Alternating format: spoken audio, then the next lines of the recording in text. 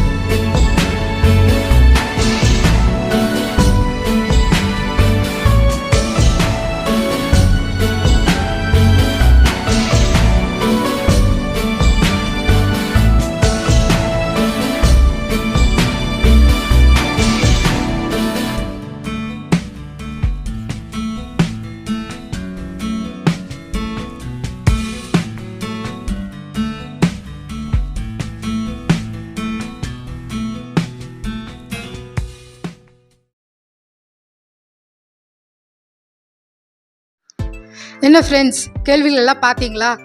10 கேள்விகளும் உங்களுக்கு சுலபமாக இருந்ததா?